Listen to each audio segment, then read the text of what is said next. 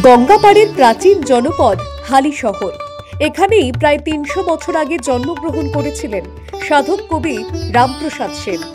রামপ্রসাদের সঙ্গীতের মতোই তাঁর জন্মভিটের প্রতিও এক অমোঘ টান অনুভব করেন বাঙালি।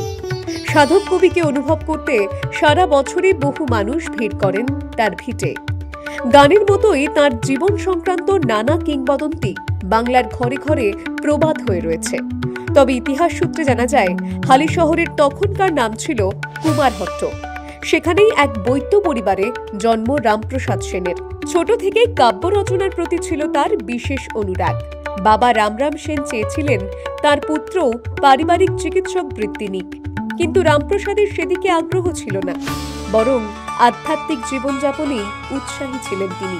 এতে উদ্বিগ্ন হয়ে তাঁর পরিবার সর্বাণী নামে এক কন্যার সঙ্গে রামপ্রসাদের বিয়ে দেন। পারিবারিক প্রথা মেনে নবদম্পতি কুলগুরু মাধবাচার্যের কাছে দীক্ষা নেন।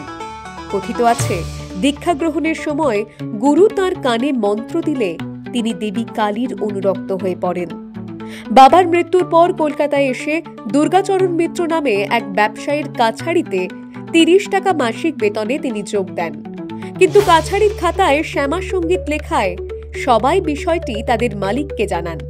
তবে রামপ্রসাদের কবিত্ব শক্তিতে মুগ্ধ হয়ে দুর্গাচরণ কেরানির কাছ থেকে তাকে অব্যাহতি দিয়ে গ্রামে ফেরত পাঠিয়ে মাসিক ভাতার ব্যবস্থা করেন।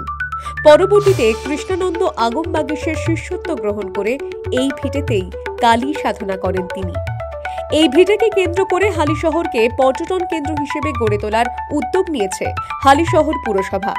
মন্দিরটি হেরিটেজ হিসেবে গড়ে তুলতে প্রথম পর্যায়ে ৪৭ লাখ টাকা ব্যয় করবে রাজ্য সরকার।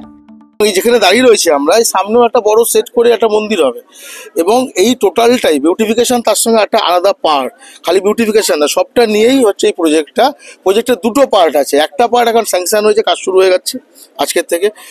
আরেকটা পার্ট হয়তো আরো মাস দুয়েক পরে স্যাংশন হবে। এই কাজ শেষ করতে করতে ওই কাজ আবার শুরু হয়ে যাবে। কত টাকা প্রজেক্ট এটা 47 লাখ টাকার প্রজেক্ট আছে।